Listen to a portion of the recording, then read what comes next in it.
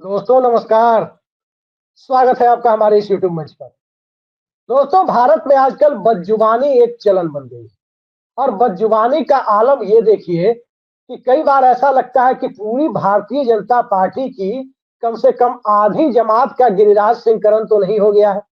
क्योंकि जो जितना उटपटांग बयान देता है, उन तमाम उटपटांग बयान देने वाले लोगों को लगता है कि जैसे गिरिराज सिंह का कुछ नहीं होता, तो गिरिराज सिंह टाइप लोग उसी तरह के बयान देकर आगे भी बढ़ सकते हैं। लेकिन मामला बढ़ते बढ़ते जब सेना के अधिकारियों तक पहुंच जाए, तो न्यायालय को भी सुओ मोटो लेना पड़ता है। और यही काम मध्य प्रदेश उच्च न्यायालय ने किया है।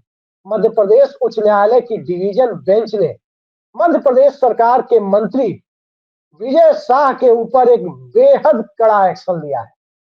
विजय शाह के बारे में अब कहने की जरूरत नहीं है कि 2 दिनों से जो खबर चल रही है, उन्होंने बोलते बोलते मध्य प्रदेश के किसी कार्यक्रम में यहां तक कह दिया, कहते कहते वो यहां तक आगे बढ़ गए कि उन्होंने सीधे सीधे कर्नल सोफिया कुरैशी, जो भारतीय सेना की तरफ से प्रेस ब्रीफिंग लिया करती थी और जो सीमा पर हालात थे, भारत पाकिस्तान सीमा पर जो ऑपरेशन सुंदरी सिंदूर चल रहा था, उसके बारे में देश को जानकारी दे रही थी, उन्हें आतंकवादियों की बहन तक बता डाला था। और इस तरह के बड़बोले मंत्री से आज तक चाल चरित्र और चेहरे की दुहाई देने वाली नरेंद्र मोदी और अमित शाह की भारतीय जनता पार्टी ने इस्तीफा तक नहीं मांगा था। अब अगर हाईकोर्ट की टिप्पणी के बाद इस्तीफा हो जाए तो अलग बात है, लेकिन बिना हाईकोर्ट की टिप्पणी के, बिना हाईकोर्ट के आदेश के इस्तीफा नहीं हुआ है। और जिस वक्त ये प्रोग्राम हम रिकॉर्ड कर रहे हैं, तकरीबन 7:30 बजे शाम का वक्त है, इस वक्त तक मंत्री विजय शाह के इस्तीफे की कोई सूचना नहीं मिली है। लेकिन उम्मीद तो जताई जा रही है कि शायद भारतीय जनता पार्टी को चाल चरित्र और चेहरे की अटल आडवाणी वाली लकीर याद आ जाए। खैर, वो लकीर याद आए या ना आए, मध्य प्रदेश हाईकोर्ट ने जिस प्रकार से एक्शन लिया है और राज्य के डीजीपी को साफ साफ कहा है कि शाम 6 बजे के पहले, यानी 4 घंटे के अंदर एफआईआर दर्ज की जाए। और एक ऐसा एफआईआर जिसमें बीएनएस सेक्शन 152 का जिक्र है, और 152 के बारे में मैंने जहां तक पढ़ने की कोशिश की, यही कहा जा रहा है कि जो देश में हैट्रेड पैदा करे, इस तरह के गंभीर आरोपों में एक आध और सेक्शन उसमें इम्पोज किए जा रहे हैं, उसमें विजय शाह पर मुकदमा दर्ज किया जाए। लेकिन सत्ता में बैठे हुए लोग इस तरह के बयान क्या देते रहेंगे? तो न्यायालय अंततः सुओ मोटो लेने पर क्यों मजबूर हुआ, इन सारी परिस्थितियों की चर्चा के लिए हम सीधे चलते हैं जानी मानी राजनीतिक विश्लेषक और पत्रकारिता में भी एक अच्छी खासी भूमिका निभा रही मीनू जैन जी के पास। मीनू जैन जी, बहुत बहुत स्वागत है आपका हमारे इस कार्यक्रम में। आप एक महिला भी हैं, एक सामाजिक कार्यकर्ता भी हैं, पत्रकार के तौर पर और राजनीतिक विश्लेषक के तौर पर अपनी भूमिका आप निभाती रही है। लेकिन जिस तरह से बतौर सामाजिक कार्यकर्ता आपने आपने अपने दायित्वों को अंजाम दिया है, आज उसी पहलू पर और आपकी उसी पहचान के साथ हम इस मुद्दे पर चर्चा करना चाहते हैं, क्योंकि मध्य प्रदेश हाईकोर्ट की डिवीजन बेंच के 2 जज अतुल श्रीधरन और अतुल श्रीधरन के साथ अनुराधा शुक्ला, इन दोनों की बेंच ने बहुत कड़ी टिप्पणी और बहुत कड़ा आदेश दिया। और इस आदेश के बीच जब राज्य के एडवोकेट जनरल ने ये तक कहा कि इसके बारे में सरकार को हम जवाब देंगे, कोर्ट को जवाब देंगे, कोर्ट को बताएंगे, उन्होंने साफ साफ कहा कल बताएंगे, परसों बताएंगे, इस तरह की बातें हुई, तब उन्होंने साफ साफ कहा कल किसने देखा है। और जज साहब की टिप्पणी में आपको बता रहा हूं, जज अतुल श्रीधरन की टिप्पणी कि क्या पता कल मैं जीवित रहूं या ना रहूं, ये बात उनको कहनी पड़ी है इस एफआईआर को दर्ज कराने के लिए। और भारत में ये भी देखा गया है, अमृत काल जो नरेंद्र मोदी के दौर में चल रहा है, इस अमृत काल में महिला खिलाड़ियों को ओलंपिक और दूसरी अंतरराष्ट्रीय स्पर्धाओं में मेडल जीतने वाली खिलाड़ियों को एक एफआईआर दर्ज कराने के लिए सुप्रीम कोर्ट तक जाना पड़ता है। जंतर मंतर पर लाठियां भी खानी पड़ती है, धरने भी देने पड़ते हैं। जो एफआईआर एक व्यक्ति का लीगल राइट है कि वो किसी मुद्दे पर प्रथम सूचना रिपोर्ट दर्ज करा सकता है थाने में। तो क्यों ये नौबत आई और इतनी कड़ी टिप्पणी करने पर हाईकोर्ट क्यों मजबूर हुआ? जी, अभिषेक जी, हाईकोर्ट को इंटरवीन करने की जरूरत ही नहीं पड़नी चाहिए थी। उससे पहले ही मध्य प्रदेश सरकार या फिर भाजपा एक पार्टी के तौर पे, एक राजनीतिक दल के तौर पे, उन्हें अपने तौर पे ही इसके बारे में एक्शन ले लिया जाना चाहिए था मंत्री के खिलाफ। उनका इस्तीफा हो जाना चाहिए था अभी तक। लेकिन क्योंकि भाजपा नाम के लिए चार चरित्र चेहरा की पार्टी है, वो पुराने जमाने में अटल आडवाणी के जमाने में हुआ करती थी। आज तो जो जितना बदजुबान है और महिलाओं के प्रति जो जितना अभद्र टिप्पणियां कर सकता है, अश्लील बातें बोल सकता है, उसको उतना ही पदोन्नति का वहां पे चांस रहता है। लेकिन मैं इसमें जो विजय शाह जो मंत्री हैं, मैं तो वो मानूंगी, वो तो एक बहुत छोटा स्मॉल फ्राई है, छोटा सा ऑफेंडर है। जिस पार्टी का नेता सर्वोच्च पद पे आसीन प्रधानमंत्री खुद महिलाओं के प्रति इतनी अभद्र टिप्पणियां करते हैं कि कभी किसी पार्टी की नेता को वो बोलते हैं कांग्रेस की विधवा, कभी वो एक राज्य की मुख्यमंत्री को दीदी और दीदी करके बड़ी भद्दी तरीके से आवाजें लगाते हैं, 50 करोड़ की गर्लफ्रेंड बोलते हैं एक राजनेता की पत्नी को। तो वो उस पार्टी में आप क्या उम्मीद कर सकते हैं कि वो विजय शाह मंत्री के खिलाफ कोई एक्शन लेंगी, और वो भी तब जबकि उस मंत्री का निशाना एक मुस्लिम सैनिक ऑफिसर है। क्योंकि अगर कर्नल सोफिया कुरैशी मुस्लिम ना होती, हिंदू होती, तो मेरी गारंटी है कि वो जो व्यक्ति है वो इस तरह की अभद्र टिप्पणी उसके खिलाफ नहीं करता। और ये देखिए, जिस दिन सोफिया कुरैशी पहले दिन टीवी पे आई थी प्रेस ब्रीफिंग देने के लिए सेना की तरफ से, मुझे उसी दिन आशंका थी कि इनकी ट्रोलिंग जरूर करेंगे ये लोग, और मेरी आशंका सही साबित हुई। 2 दिन ये चुप रहे, वो अपनी कुटिल चालों के तहत चुप रहे कि चुप रहिए, अभी संकट का समय है। और जैसे ही सीज फायर हुआ, आप देख लिए इमीडिएटली आफ्टर ये इस तरीके की अभद्र टिप्पणी उनके खिलाफ की गई। वो आप उसके धर्म पे जा रहे हैं, आप जो 22 तारीख का घटनाक्रम हुआ 22 अप्रैल का, आप बैक टू स्क्वायर वन वहीं के वहीं ले आए उस घटनाक्रम को, धर्म के ऊपर ही ले आए आप, और उस धर्म के बेस पे आप उस महिला ऑफिसर की इतनी गंदी अभद्र भाषा है उसको तो आप सुन भी नहीं सकते हैं। लेकिन इसमें अफसोस के साथ कहना पड़ता है कि भाजपा पार्टी का सर्वोच्च नेतृत्व जो है और प्रादेशिक नेतृत्व जो है वो चुप बैठा है। वो चुप्पी जो है वो हाईली ऑब्जेक्शनेबल है। जी नहीं, आप ये देखिए जिस तरह की बातें हो रही है, मतलब कोई किसी, अगर वो मुसलमान है, उनकी धार्मिक आस्था कुछ भी हो सकती है, भारत की नागरिक है वो, तभी भारतीय सेना ने उन्हें इस लायक समझा कि कर्नल का रैंक दिया है। उन्होंने परीक्षा पास की होगी सीडीएस या एनडीए की परीक्षा पास की होगी, तब वो गई होगी। एक उनका परिवार कई पीढ़ियों से सेना में है, उसके पहले कई पीढ़ियों से जब वो सेना में है, उसके बाद की परिस्थिति, उसके पहले की परिस्थिति को देखे तो रानी लक्ष्मीबाई की सेना में भी उनके पूर्वज हुआ करते। अब सवाल ये उठता है कि इस तरह की टिप्पणी विजय शाह नाम का एक मंत्री, जो अपने मुख्यमंत्री शिवराज सिंह चौहान की पत्नी के खिलाफ भी टिप्पणी कर चुका है, इस तरह की उटपटांग टिप्पणी, और एक महिला अधिकारी को, एक आर्मी की एक सम्मानित ऑफिसर को, जो पूरे देश को यह सूचना दे रही है कि भारतीय सेना ने कितने मोर्चे पर पाकिस्तान को शिकस्त दी, कैसे उनके हमलों को निष्फल किया, कैसे उनके ड्रोन और मिसाइल अटैक को निष्फल किया, पूरी तरह से 140 करोड़ लोग हर दिन, मुझे अच्छे तरीके से, ज्यादा पुराना मामला नहीं है, आप सबको याद होगा कि सोफिया कुरैशी कब आ रही है बोले, उन सोफिया कुरैशी को आतंकवादियों की बहन बताना, मतलब वो मुसलमान है, उनका सरनेम कुरैशी है, अब इनका सरनेम विजय शाह है। कोई उठपटांग बयान देने वाला आदमी आएगा और बोलेगा कि वो चोरी चोरी चुपके चुपके वाला जो फाइनेंसर था, क्या नाम है, भरत शाह, ये उसके भाई तो नहीं है, कोई कुछ भी कर देगा। इस तरह की टिप्पणी किसी के खिलाफ सरकार को इस पर कोई जू क्यों नहीं देती है? भारतीय जनता पार्टी में इस तरह के तत्वों को प्रमोट क्यों किया जाता है? आप याद कीजिए मीनू जी, इसी मध्य प्रदेश में प्रज्ञा ठाकुर ने किसके ऊपर टिप्पणी की? महात्मा गांधी के ऊपर। और क्या बोले थे प्रधानमंत्री? दिल से माफ नहीं करूंगा। इसी मध्य प्रदेश में भारतीय जनता पार्टी के नेता कैलाश विजयवर्गीय का बेटा एक अधिकारी को क्रिकेट खेलने वाले बैट से मारने के लिए बैट दिखा रहा था। क्या क्या इसी मध्य प्रदेश में शिवराज सिंह चौहान ने बाबाओं को कैबिनेट मंत्री का दर्जा दे दिया। तो ये बाबा ढाबा टाबा सब चलेंगे और आर्मी ऑफिसर के ऊपर इस तरह की वर्बल टिप्पणियां भी होंगी। किस नजरिए से आप इसे देखती है कि कौन सी रवायत है, कौन सा कल्चर है?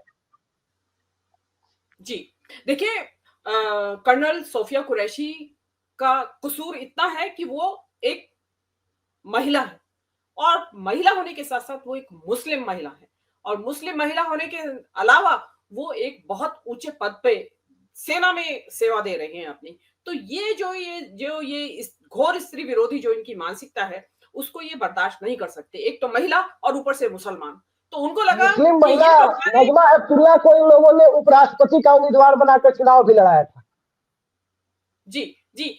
लेकिन देखिए, मैं अगर इस ऑपरेशन सिंदूर के ऊपर ही अगर मैं फोकस रखूं अपना, तो उस ऑपरेशन सिंदूर में सबसे बड़ी कैजुअलिटी जो हुई है वो महिलाओं का सम्मान, महिलाओं की गरिमा के ऊपर लगातार प्रहार होते आ रहे हैं। 22 दिन हो गए। सबसे पहले प्रहार हुआ हिमांशी नरवाल के ऊपर, जिसने की हिंदू मुस्लिम एकता की बात की। उसने कहा आप मुसलमान हिंदू में मत बांटिए इस चीज को, कश्मीरियों को बख्श दे। उसकी कितनी जबरदस्त ट्रोलिंग हुई।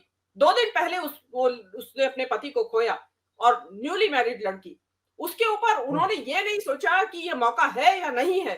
नंबर एक तो आपके देश के ऊपर इतना बड़ा आघात हुआ है, आतंकी हमला हुआ है, और दूसरे वो महिला के ऊपर, वो विधवा हुई है अभी, और आपने उसके ऊपर जो आपके थैले में अस्त्र शस्त्र थे वो सब लेके आप उसके ऊपर पिल पड़े। उसके बाद आप इन महिलाओं के ऊपर पिल पड़े। अभी तो देखिए, दूसरी जो महिला है ऑफिसर, जो दूसरी थी व्योमिका सिंह, वो दलित समुदाय से आती है। मुझे मालूम पड़ा है कि उनकी जाति ढूंढ ली गई है और उनके ऊपर भी शुरू हो गया है हमला। उसमें ये हो रहा है हाँ, कि एक आपने पत्रकार भी है, वो पत्रकार ट्वीट करता है, टीवी चैनलों पे बैठता है। यस, कि उसके उसमें ट्वीट ये भी बड़े आ रहा है खतरनाक है। जी, उसमें ये आ रहा है कि आप जो है एक मुसलमान को हमारे सिर पे बैठा दिया आपने और एक दलित को हमारे सिर पे बैठा दिया। मतलब आपकी जो मानसिकता, आपकी एक तो सवर्ण मानसिकता, ऊपर से सामंती मानसिकता, मर्दवादी मानसिकता, सब कुछ हावी है। अब बिल्कुल आपका डिस्प्ले हो रहा है कि आप अंदर आपकी कितनी गंदगी भरी हुई है। तीन कैजुअलिटी मैंने बताई। चौथी, विक्रम मिश्री जो विदेश सचिव है, उनकी बेटी को भी नहीं बख्शा गया। अरे विक्रम मिश्री तो सरकार के बाशिंदे हैं, सरकार के प्रतिनिधि हैं, और आपकी ही सरकार के लिए काम करते हैं, भाजपा की। उनकी बेटी के ऊपर आप पिल पड़े। मतलब आपको स्त्रियां ही मिली थी तो आपका ऐसा ऑपरेशन सिंदूर, उसमें जो सिंदूर नाम रखा है उसको धिक्कार है। आप सिंदूर जो है महिला से रिलेटेड चीज है, महिला का ही एक सिंबल माना जाता है इंडिया के अंदर, और आप नाम तो ऑपरेशन सिंदूर रख दिया, और महिला की जो इज्जत, जो उसकी गरिमा, और वो आप भूल गए। 22 तारीख से लेके और आज तक आप पिले पड़े हैं महिलाओं के ऊपर। कोई है इस देश में पूछने वाला? महिला आयोग है? महिला आयोग कहां बैठा था? राष्ट्रीय महिला आयोग, मध्य प्रदेश का महिला आयोग, कहां थे वो लोग कि आप इस तरह की टिप्पणी करने के हकदार कैसे हैं? अंत में फिर कोर्ट को आना पड़ता है, फिर कोर्ट के ऊपर आज इल्जाम लगाया जाता है कि जुडिशियल एक्टिविज्म हो रहा है इस देश के अंदर। अगर सरकारें काम नहीं करेंगी तो फिर जुडिशरी को आना पड़ेगा।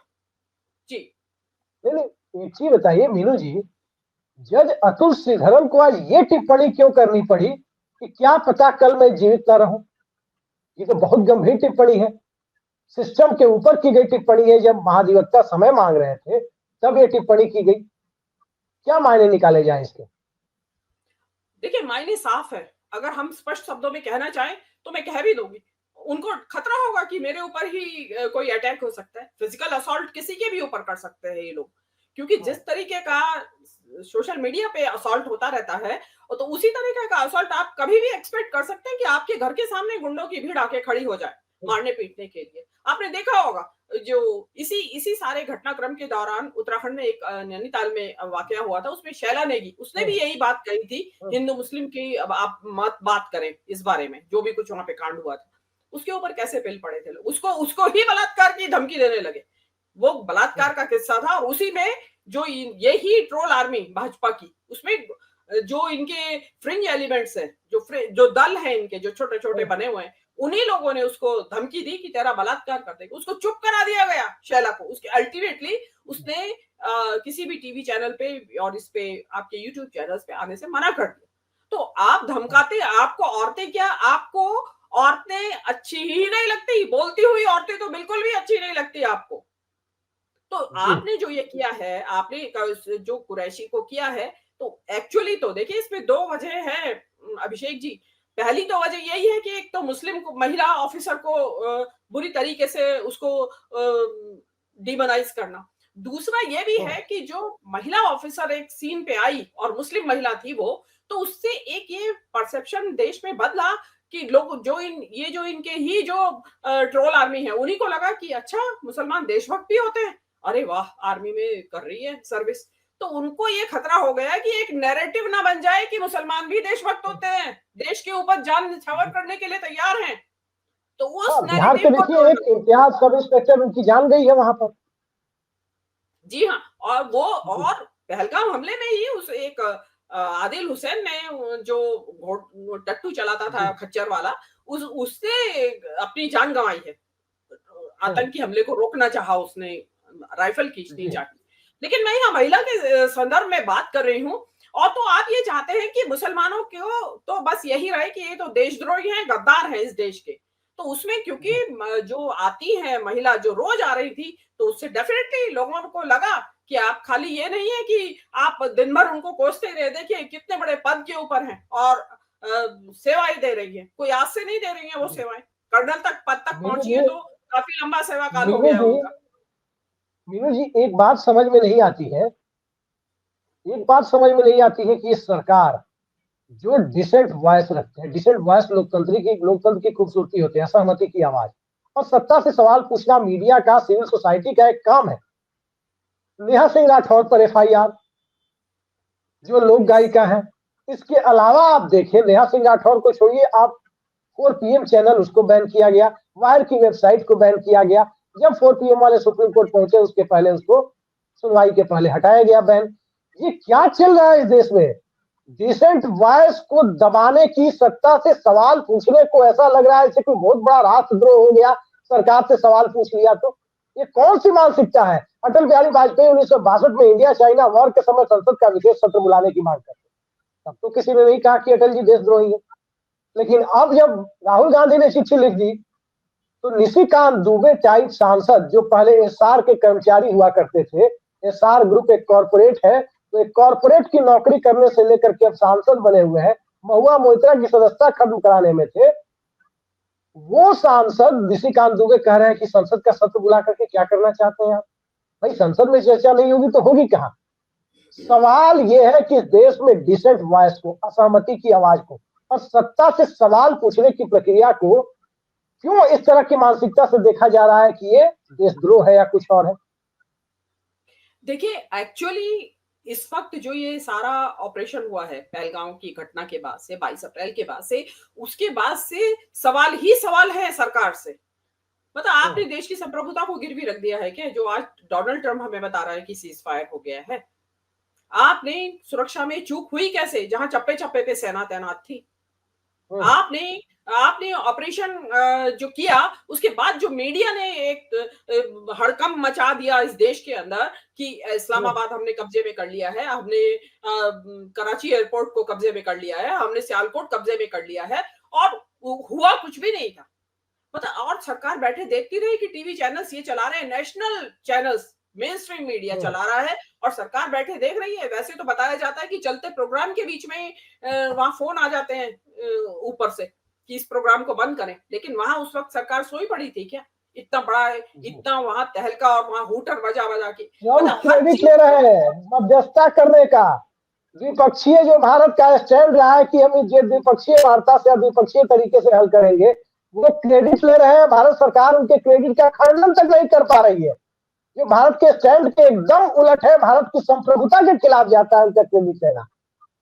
वहां ये लोग खंडन नहीं कर रहे, तो कभी नेहा सिंह राठौर, तो कभी ये लोग सोफिया कुरैशी जैसी सम्मानित महिला और आर्मी अधिकारी के खिलाफ विजय शाह टाइप मंत्री बोलने लगते हैं। क्या आपको लग रहा है मीनू जी, विजय शाह जैसे लोगों पर लगाम लगेगी, या ये सिर्फ वो मोटो का मामला, स्वतः संज्ञान का मामला, सिर्फ एक केस का मामला बनकर रह जाएगा? बिल्कुल, जो आपने दूसरी बात कही है, कोई इसके लगाम लगेगी नहीं, क्योंकि अब ये हो सकता है कि विजय शाह अगले मुख्यमंत्री बन जाए मध्य प्रदेश के, क्योंकि यहाँ तो पैमाना है ये, जितना बदजुबान, जितना गंदी भाषा बोलेगा, उतना ही पदोन्नति का हकदार होगा।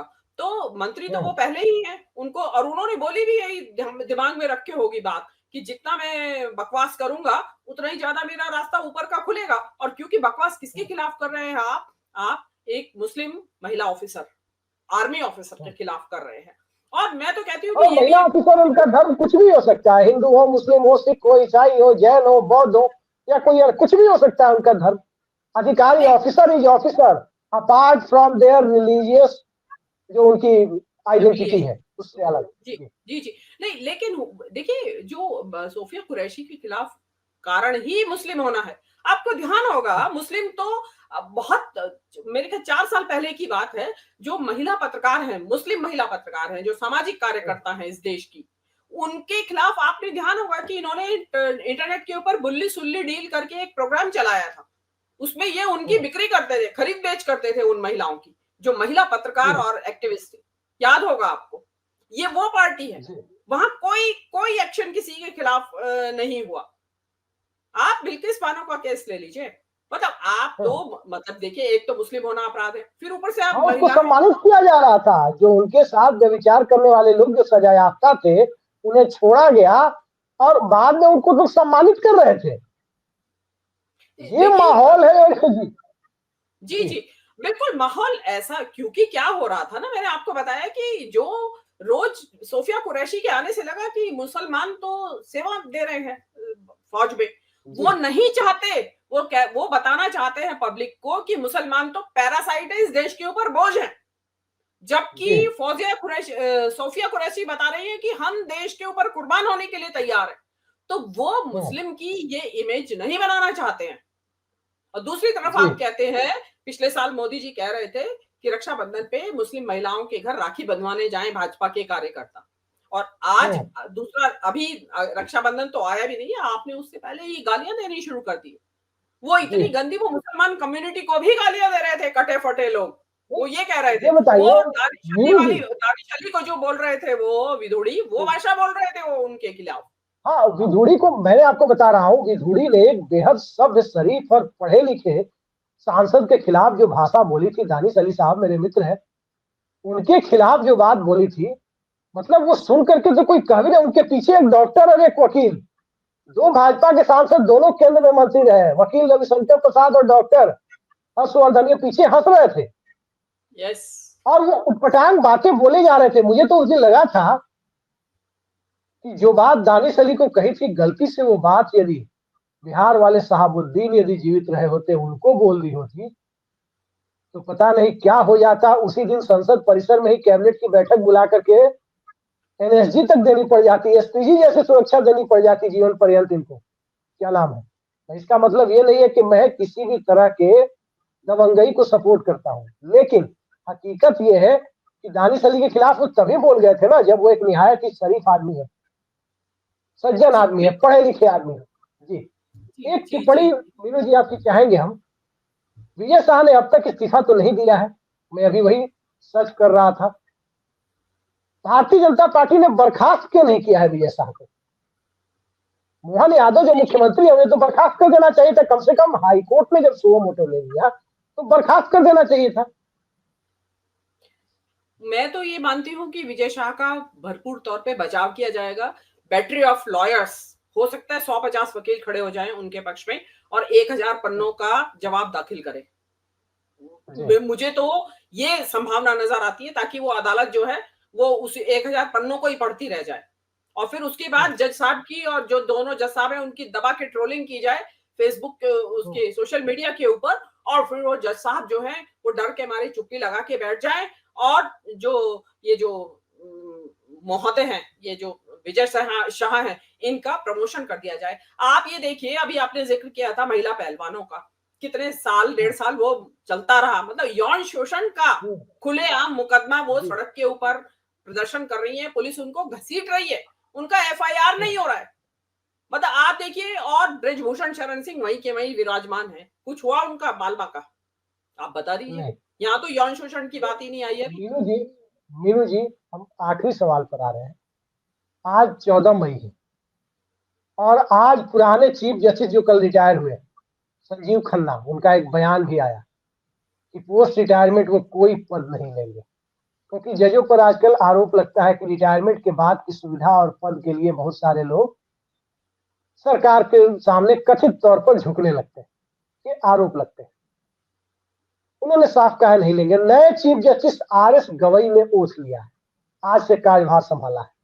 आज ही इसी दौर में जब नए पुराने चीफ जस्टिस जा रहे हैं, नए चीफ जस्टिस आ रहे हैं देश के मुख्य न्यायाधीश, और इसी दौर में मध्य प्रदेश हाई कोर्ट से ठीक इसी दिन फैसला आ रहा है। ये सहयोग है या प्रयोग, या न्यायपालिका अब वाकई न्यायपालिका जैसी भूमिका निभाने की तरफ आगे बढ़ चली है? वैसे पहले भी निभाती रही है, इसमें कोई दो राय हम नहीं रखते हैं।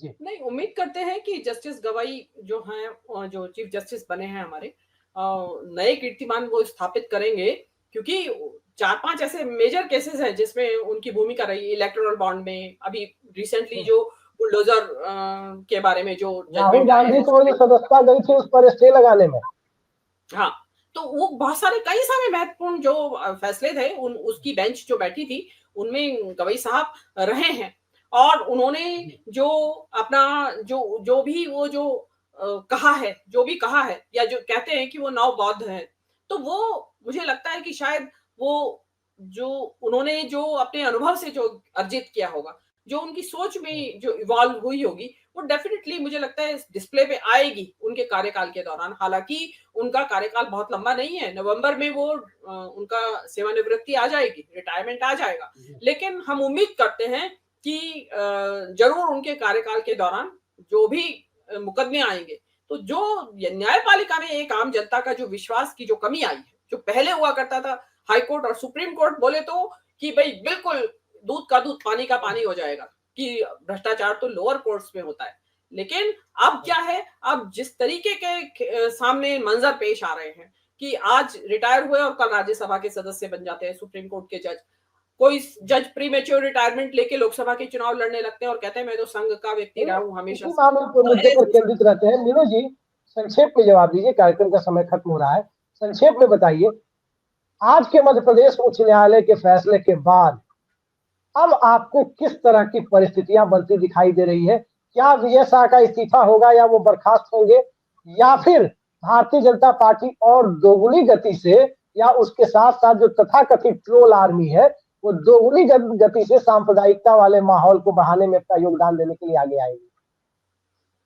देखिए, मेरा जो आज तक का अनुभव रहा है, और आप भी जानते हैं, दर्शक भी जानते हैं, कि जो हिस्ट्री है इनकी, वो तो हिंदू मुस्लिम का एंगल ढूंढते रहते हैं। देखिए, ये जो पहलगाम की घटना हुई है उसके बाद से जो कर्नल सोफिया कुरैशी को सामने लाया गया और उन्होंने बात की, तो एक माहौल बना, लोगों को लगा कि शायद हिंदू मुस्लिम का जो मुद्दा इन्होंने हवा दे रखी थी वो ठंडा पड़ गया है, लेकिन क्योंकि इनकी राजनीति की बुनियाद उसी के ऊपर टिकी है और बिहार का इलेक्शन सिर के ऊपर आ रहा है, तो मुझे नहीं लगता कि इस मुद्दे को किसी भी तरीके से दबाने या ढकाने की कोशिश की जाएगी। मुझे नहीं लगता कि वो किसी तरह का इस्तीफा देंगे, क्योंकि उसी में ये कह दिया जाएगा, हो सकता है, इतना जरूर हो सकता है कि हाँ, मेरा कहने का मतलब नहीं था और मैं माफी मांगता हूँ, ये कह के और मामला खत्म हो जाएगा। अब वो, क्योंकि वो तो फौज के अनुशासन से बनी है, सरकारी अधिकारी तो है ही है वो, लेकिन फौज का अनुशासन उनके ऊपर है, तो वो तो उससे ज्यादा उनको तो एक्सेप्ट करने के अलावा कोई चारा नहीं है, नहीं तो कोई उलट के मुकदमा डाले उनके ऊपर,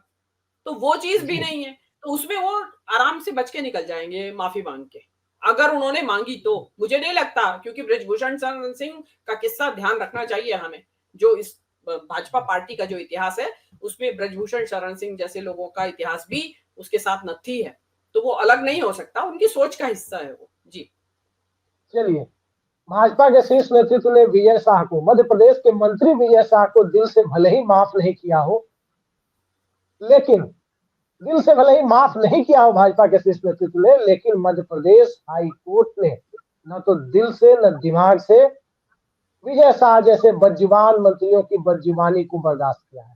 साफ साफ बड़ी लकीर खींचने की कोशिश की है, और एक ऐसी लकीर खींचने की कोशिश की है जिस लकीर के बाद शायद गिरिराज सिंह को भी समझ में आए, उन भाजपा नेताओं को भी समझ में आए जो सीता जी को टेस्ट ट्यूब बेबी कहते हैं, उन भाजपा नेताओं को भी समझ में आए जो सीधे सीधे कहते हैं कि मंगलसूत्र छीनकर, भैंस छीनकर मुसलमानों को दे देंगे। पता नहीं किनको किनको समझ में आए, लेकिन मुझे लगता है कि डोनाल्ड ट्रंप जो भाषा नहीं समझा सके, डोनाल्ड ट्रंप जिस भाषा में बात कर रहे हैं उनको जवाब देते नहीं बन रहा है, जिस पार्टी से आने वाले लोग जो सरकार में बैठे हैं उनका खंडन तक नहीं कर रहे हैं। मैं देखकर आश्चर्यचकित, सूत्रों के हवाले से खंडन, सूत्रों के हवाले से कौन सा खंडन होता है? कल को खबर आ जाएगी कि सूत्रों के हवाले से विजय शाह ने माफी मांग ली, ये कौन सा माफीनामा है? ऐसे मंत्रियों को तत्काल बर्खास्त किया जाना चाहिए। और याद कीजिए 2001 का वाकया, जब उस वक्त अटल बिहारी वाजपेयी सरकार के कानून मंत्री राम जेठमलानी ने सुप्रीम कोर्ट के उस वक्त के चीफ जस्टिस आदर्श सेन आनंद के ऊपर कुछ टिप्पणियां की थी, तो अटल बिहारी वाजपेयी ने उसे तत्काल इस्तीफा देने को कहा। लेकिन वो भाजपा और आज की भाजपा, निश्चित तौर पर वो अटल बिहारी वाजपेयी का दौर था जो राजधर्म को निभाना जाने या ना जाने, लेकिन राजधर्म को निभाने की सीख देना जरूर जानते थे। आज की तारीख में राजधर्म उस रद्दी की टोकरी में चला गया है, जिस रद्दी की टोकरी को सर पर उठाने के लिए विजय शाह जैसे लोग मैदान में एक दूसरे से कंपटीशन करते हुए, अपनी पार्टी के लोगों से कंपटीशन करते हुए दिखाई दे रहे। आज की बेहद सार्थक चर्चा में जुड़ने के लिए मीनू जैन जी आपने समय निकाला, बहुत बहुत धन्यवाद आपका। नमस्कार।